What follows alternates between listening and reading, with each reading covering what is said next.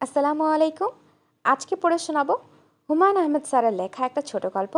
গল্পটার নাম কুকুর। কেমন আছেন প্রফেসর সাহেব? আমি মনের বিরক্তি গোপন করার প্রাণপণ চেষ্টা করতে করতে বললাম, জি ভালো আছি। ভদ্রলোক হাসি মুখে বললেন, বসবো খানিকক্ষণ?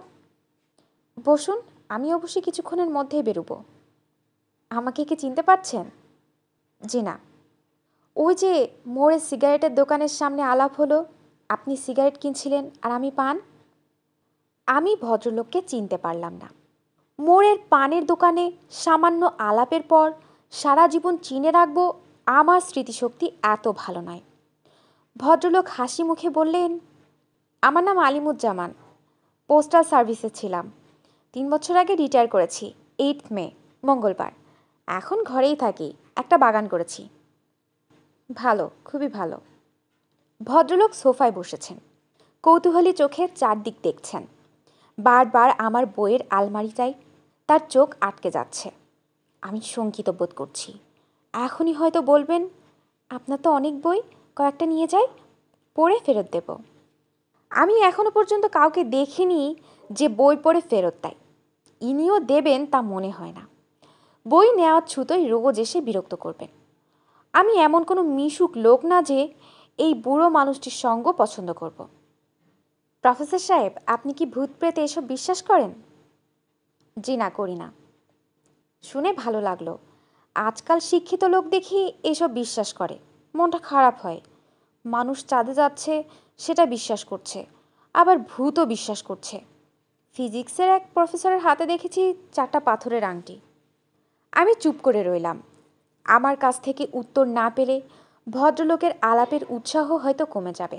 তিনি বিদায় হবেন। প্রফেসর সাহেব। জি। আপনি কি কোইন্সিডেন্স বিশ্বাস করেন? আপনার প্রশ্ন ঠিক বুঝতে পারলাম না। কাকতালীয় ঘটনা। আমি এখনও আপনার প্রশ্নটা বুঝতে পারছি না। আরেকদিন আপনাকে বলবো। আজ মনে হচ্ছে আপনি একটু বিরক্ত, তবে ঘটনাটা বলা শুরু করলে আপনার বিরক্তি কেটে যেত। আমি ভদ্রলোকের কথায় সত্যিকার অর্থেই লজ্জিত বোধ করলাম। আমি বিরক্ত নিশ্চয়ই হয়েছি, কিন্তু সেই বিরক্তি উনি ধরে ফেলবেন তা বুঝতে পারিনি। রিটায়ার্ড মানুষ, একা একা থাকেন, কথা বলার সঙ্গী তো তাদেরই দরকার। প্রফেসর সাহেব, উঠি। উঠবেন? জি। আজকাল কোথাও বেশিক্ষণ বসি না। রিটায়ার্ড মানুষদের কেউ পছন্দ করে না। সবাই ভাবে সময় নষ্ট করার জন্য গিয়েছি। তাছাড়া মানুষের সঙ্গ আমি নিজেও যে খুব পছন্দ করি তা না। আপনি আসবেন, আপনার সঙ্গে গল্প করব, কোনো অসুবিধা নেই। আজ অবশ্যই একটু ব্যস্ত। গল্পগুজব আমি তেমন পারি না। কোইন্সিডেন্সের একটা ব্যাপার আমার জীবনে আছে, ওই গল্প ছাড়া আমি কোনো গল্প পারি না। গল্পটা খুবই ব্যক্তিগত। এই জীবনে অল্প কয়েকজনকে বলেছি, আপনাকে কেন জানি বলার ইচ্ছা করছিল। অবশ্যই বলবেন। আপনি যদি দয়া করে একটু বারান্দায় আসেন, তাহলে আমার বাসাটা আপনাকে দেখাতাম। হঠাৎ কোনো একদিন চলে এলে ভালো লাগতো। আমি বারান্দায় এসে দাঁড়ালাম। ভদ্রলোক হাত উঁচু করে দেয়াল দিয়ে ঘেরা একতলা একটি বাড়ি দেখালেন। পুরনো বাড়ি। দোতলার কাজ শুরু করা হয়েছিল, শেষ হয়নি। বাড়ির সামনে 2টা জোড়াজুড়ি কাঁঠাল গাছ। একদিন যদি আসেন আপনার ভালো লাগবে। আমার জীবনের কোইন্সিডেন্সের ঘটনাটাও শুনবেন। জি আচ্ছা, একদিন যাব। আমার নামটা আপনার মনে আছে তো? জি আছে। নামটা বলুন তো। আমি দ্বিতীয়বার লজ্জা পেলাম, কারণ ভদ্রলোকের নাম কিছুতেই মনে করতে পারলাম না। ভদ্রলোকের স্বভাবও এমন বিচিত্র যে আমার লজ্জা বুঝতে পেরেও জবাবের জন্য মাথা নিচু করে অপেক্ষা করতে লাগলেন। নামটা বোধহয় আপনার মনে পড়ছে না, তাই না? জি না, মনে থাকার কথাও না। আনকমন নাম মানুষের মনে থাকে। আমার নাম খুবই কমন, আলিমুজ্জামান। একদিন আসবেন আমার বাসায় দয়া করে, ঘটনাটা বলবো, শুনতে আপনার খারাপ লাগবে না। জি আচ্ছা, আমি যাব, খুব শীঘ্রই একদিন যাব। এক বৃহস্পতিবার বিকেলে ভদ্রলোকের বাসায় উপস্থিত হলাম, গল্প শোনার আগ্রহে নয়, লজ্জা কাটানোর জন্য। ভদ্রলোক ওই দিন আমাকে খুব লজ্জায় ফেলেছিলেন। বাসায় ঢুকে আমার বিস্ময়ের সীমা রইল না। সাধারণ একটা বসার ঘর, বেতের কয়েকটা চেয়ার, দেয়াল জোড়া বইয়ের আলমারি। খুব কম করে হলেও 1015 বই ভদ্রলোকের সংগ্রহে আছে। কারো ব্যক্তিগত সংগ্রহে এত বই থাকে আমার জানা ছিল না। নিজের অজান্তেই আমি বললাম, অপূর্ব। ভদ্রলোক হাসি মুখে বললেন, বলেছিলাম না আমার বাসায় এলে আপনার ভালো লাগবে। আপনার বইয়ের সংখ্যা কত? 16,000-এর কিছু বেশি। আমার শোবার ঘরেও বেশ কিছু বই আছে, আপনাকে দেখাবো। সব আপনার নিজের সংগ্রহ? আমার বাবার সংগ্রহ অনেক আছে। বই কেনার বাদই বাবার কাছ থেকে পেয়েছি। বই পাগল লোক ছিলেন, খুব বই পড়তেন। আমি তার মতো পড়তে পারি না। অনেক বই আছে আমি কিনে রেখেছি, এখনও পড়িনি। এখন তো প্রচুর অবসর, এখন নিশ্চয় পড়ছেন? আমার চোখের সমস্যা আছে, বেশিক্ষণ এক নাগাড়ে পড়তে পারি না। আমি খুব খুশি হব যদি আমার লাইব্রেরি থেকে বই নিয়ে আপনি পড়েন। বই তো পড়ার জন্যই, আলমারিতে সাজিয়ে রাখার জন্য না। আপনি কি সবাইকেই বই পড়তে দেন? জি দিই। তারা বই ফেরত দেয়? অনেকেই দেয় না, সেই সব পরে কিনে ফেলি। আমার সংসার ছোট, একটা মাত্র মেয়ে। স্ত্রী মারা গেছেন, সংসারের তুলনায় টাকা পয়সা ভালোই আছে। বই কেনায় একটা অংশ ব্যয় করি। আপনি ঘুরে ঘুরে বই দেখুন, আমি চা নিয়ে আসি। চা লাগবে না। কেন লাগবে না? চা খেতে খেতে গল্প করব। আমার ঘটনাটা আপনাকে বলবো। আপনাকে বলার জন্য আমি এক ধরনের আগ্রহ অনুভব করছি। কেন বলুন তো? আপনি বিজ্ঞানের মানুষ, আপনি শুনলে একটা ব্যাখ্যা হয়তো দাঁড় করাতে পারবেন। অবশ্যই ব্যাখ্যার জন্য আমি খুব ব্যস্তও না। প্রতিটি বিষয়ের পিছনে একটা কার্যকারণ যে থাকতেই হবে এমন তো কোনো কথা না। আমরা কোত্থেকে এসেছি, কোথায় যাচ্ছি, এই বিষয়গুলির তো এখনও মীমাংসা হয়নি। কি বলেন প্রফেসর? অন্য সময় হলে এই ভদ্রলোকের কথায় আমি তেমন গুরুত্ব দিতাম না, কিন্তু যার বাড়িতে বইয়ের সংখ্যা 16,000 তার কথা মন দিয়ে শুনতে হয়। তার তুচ্ছতম কথাও অগ্রাহ্য করা যায় না। ভদ্রলোকের গল্প সেই কারণেই অতি আগ্রহ নিয়ে শুনলাম। যেভাবে শুনেছি ঠিক সেইভাবে বলার চেষ্টা করছি। ভদ্রলোক গল্পের মাঝামাঝি পর্যায়ে এসে ইংরেজিতে বলা শুরু করেছেন। আমি তা করছি না। কোনো রকম ব্যাখ্যা বা টিকা টিপ্পণীও দিচ্ছি না, পুরোটা পাঠকের উপর ছেড়ে দিচ্ছি। ভাই, ঘটনাটা তাহলে বলা শুরু করি। কিছু কিছু মানুষ আছে পশুপ্রেমিক। কুকুর, বিড়াল, গরু, ভেড়া এই সব জন্তুর প্রতি তাদের অসাধারণ মমতা। রাস্তায় একজন ভিখারি চিৎকার করে কাঁদলে সে ভিখারির কাছে এগিয়ে যাবে না, কিন্তু একটা বিড়াল কুই কুই করে কাঁদলে সে ছুটে যাবে, বিড়ালটাকে পানি খাওয়াবে। আপনাকে শুরুতে বলে রাখি, আমি এরকম কোনো পশুপ্রেমিক না। কুকুর, বেড়াল এসব আমার অপছন্দের প্রাণী। একটা গরু বা ভেড়ার গায়ে আমি হাত দিতে পারি, কিন্তু কুকুর বা বেড়ালের গায়ে হাত দিতে আমার ঘেন্না লাগে। তাছাড়া ডিপথেরিয়া, জলাতঙ্ক এইসব অসুখ এদের মাধ্যমে ছড়ায়, এটাও আমি সবসময় মনে রাখি। যাই হোক, মূল গল্পে ফিরে যাই। আমি তখন ইন্টারমিডিয়েট ফার্স্ট ইয়ারে পড়ি। শীতকাল, কলেজের প্র্যাকটিক্যাল শেষ করে বাসায় ফিরতে ফিরতে সন্ধ্যা হয়ে যায়। তখন পড়ি কুমিল্লা ভিক্টোরিয়া কলেজে। আমাদের বাসা ঠাকুরপাড়ায়। একদিন বাসায় ফিরছি, দিনটা মনে আছে, বুধবার। সন্ধ্যা মিলিয়ে গেছে, গায়ে গরম কাপড় ছিল না, প্রচণ্ড শীত লাগছে। বাসার কাছাকাছি এসে দেখি পাড়ার 3-4টা ছেলে কাগজ, শুকনো কাঠ এইসব জড়ো করে আগুন করছে। আমাদের সামনের বাসার নানটুকেও দেখা গেল, মহা তেদর ছেলে, হাতে একটা কুকুরছানা। কুকুরছানাটার গায়ে কাপড় জড়ানো, শুধু মুখ বের হয়ে আছে। কুকুরছানা আরামে কুই কুই করছে। আমি বললাম, কি হচ্ছে রে নান্টু? নান্টু দাঁত বের করে হাসলো। অন্য একজন বলল, নান্টু কুকুরকে কম্বল পরিয়েছে, শীত লাগে তো এই জন্যে। দলের বাকি সবাই হো হো করে হেসে উঠল। ছেলেগুলির বয়স 10 থেকে 11-র মধ্যে। এই বয়সের বালকেরা সব সময় খুব আনন্দে থাকে, নানা জায়গা থেকে আনন্দের উপকরণ সংগ্রহ করে। কুকুরকে কাপড় দিয়ে মোড়া হয়েছে, এতেই তাদের আনন্দের সীমা নেই। মানুষের সাধারণ প্রবৃত্তি হচ্ছে আনন্দে অংশগ্রহণ করা। আমি ওদের দিকে এগিয়ে গেলাম। অবাক হয়ে লক্ষ্য করলাম আমার এগিয়ে যাওয়াটা কেউ তেমন পছন্দ করছে না, মুখ চাওয়াচাই করছে। হয়তো তারা চায় না ছোটদের খেলায় বড়রা অংশগ্রহণ করুক। নান্টুকে খুবই বিরক্ত মনে হলো। ওদের কাছে গিয়ে দাঁড়ানো মাত্র কেরোসিনের গন্ধ পেলাম। হয়তো বাসা থেকে কেরোসিন এনে কেরোসিন ঢেলে আগুন করেছে। বালকেরা কায়দা কানুন করতে খুব ভালোবাসে। কেরোসিন দিয়েছিস নাকি? কেউ কোনো জবাব দিল না। নান্টুর মুখ কঠিন হয়ে গেল। আমি ব্যাপারটা কিছুই বুঝতে পারছি না। নান্টু বলল, আপনি চলে যান। তার গলা কঠিন, চোখের দৃষ্টি তীক্ষ্ণ। তাকিয়ে দেখি নান্টুর কোলের কুকুরছানা ভিজে চুপচুপ করছে। বুকটা ধক করে উঠল। এরা কুকুরছানার গায়ের কাপড় কেরোসিন দিয়ে চুবিয়েছে নাকি? নতুন কোনো খেলা?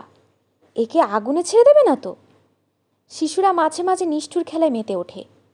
আমি কড়া গলায় বললাম, এই নান্টু, তুই কুকুরটার গায়ে কেরোসিন ঢেলেছিস? নান্টু কঠিন মুখে বলল, তাতে আপনার কি? কেন কেরোসিন ঢাললি? নান্টু কিছু বলল না। অন্য আরেকজন বলল, কুকুরটারে আগুনের মধ্যে সারবে। এর গলায় ঘুঙুর বাঁধা আছে। আগুনে সারলে এর গায়ে আগুন লাগবে আর সে দৌড়াবে, ঘুঙুর বাজবে। যত তাড়াতাড়ি দৌড়াবে তত তাড়াতাড়ি ঘুঙুর বাজবে। এইটাই মজা। আমি হতভম্ব। এরা বলে কি? ছেলেটার কথা শেষ হওয়ার আগেই নান্টু কুকুরছানাটাকে আগুনে ফেলে দিল। তাও তাও করে আগুন জ্বলে উঠল। কুকুরছানা দৌড়ালো না, এক জায়গায় দাঁড়িয়ে রইল। হয়তোবা সে মানুষের নিষ্ঠুরতায় হতভম্ব হয়ে গিয়েছিল। আমি আগুনের উপর লাফিয়ে পড়লাম। আমার শার্টে আগুন ধরে গেল, আমার প্যান্টে আগুন ধরে গেল। এই সব কিছুই গ্রাহ্য করলাম না। আমার একমাত্র চিন্তা বাচ্চাটাকে আগুন থেকে বের করতে হবে। আলিমুজ্জামান সাহেব থামলেন। আমি বললাম, বের করতে পেরেছিলেন? হ্যাঁ। বাচ্চাটা বেঁচে ছিল? না, বাঁচেনি, বাঁচার কথাও না। আমার গায়ে 3rd ডিগ্রি বার্ন হয়ে গেল। কুমিল্লা মেডিকেলে কিছুদিন থাকলাম। তারপর আমাকে পাঠানো হলো ঢাকা মেডিকেল কলেজে। 2 মাসের উপর হাসপাতালে থাকতে হলো। এক পর্যায়ে ডাক্তাররা আমাকে বাঁচানোর আশা ছেড়েই দিলেন। সেই সময় বার্নের চিকিৎসার তেমন ব্যবস্থা ছিল না। স্কিন গ্রাফটিং হতো না। অল্পতেই শরীরে ইনফেকশন হয়ে যেত। যাই হোক, বেঁচে গেলাম। তবে সেই বছর পরীক্ষা দিতে পারলাম না। আলিমুজ্জামান সাহেব নিঃশ্বাস নেওয়ার জন্য থামা মাত্র আমি বললাম, আপনি একজন অসাধারণ মানুষ। মোটেই না, আমাকে বোকা বলতে পারেন। সামান্য একটা কুকুরছানার জন্য নিজের জীবন যেতে বসেছিল। তখন সবাই আমার বোকামির কথাটা আলোচনা করত। আমার নিজেরও মাঝে মাঝে মনে হয়েছে হয়তো বোকামিই করেছি। একজন মানুষের জীবন কুকুরের জীবনের চেয়ে অবশ্যই মূল্যবান। আপনার গল্প শুনে মুগ্ধ হয়েছি। এটা কিন্তু গল্প না, এটা গল্পের ভূমিকা। মূল গল্প এখন বলবো। ঢাকা থেকে সুস্থ হয়ে বাসায় ফিরেছি। শরীর তখনও খুব দুর্বল। ডাক্তার বলে দিয়েছে প্রচুর রেস্ট নিতে। শুয়ে বসেই দিন কাটছে। আমার ঘর দোতলায়। মাথার কাছে বিরাট জানালা।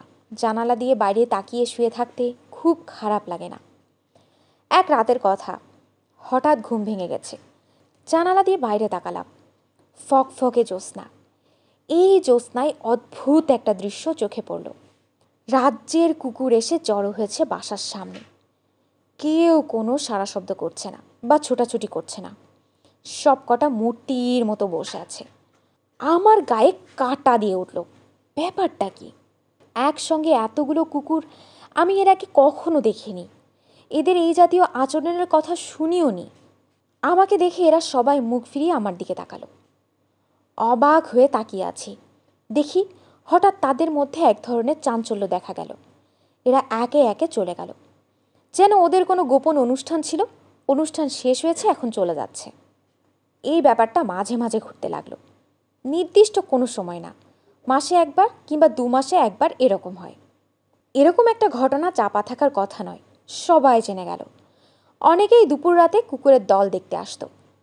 খবরের কাগজে ঘটনাটা উঠেছিল, দৈনিক আজাতে। ক্যাপশন ছিল কুকুরের কাণ্ড। আমার ছোট বোন আমাকে খুব খেপাতো।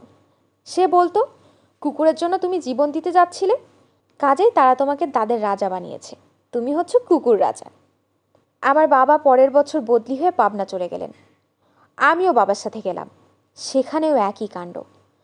1 মাস 2 মাস পর পর হঠাৎ রাজ্যের কুকুর বাসার সামনে এসে জড়ো হয়। মূর্তির মতো চুপচাপ বসে থাকে। এক সময় মাথা নিচু করে চলে যায়। যেখানে গিয়েছি এই কাণ্ড ঘটেছে।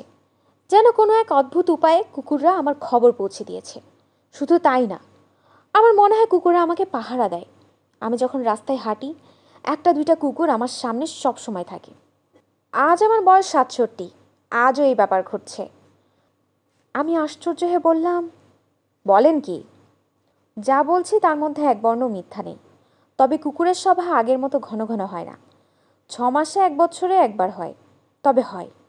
কুকুরের ভাষা আমি জানি না, জানলে জিজ্ঞেস করতাম, তোমরা কি চাও, এইসব কেন তোমরা করো?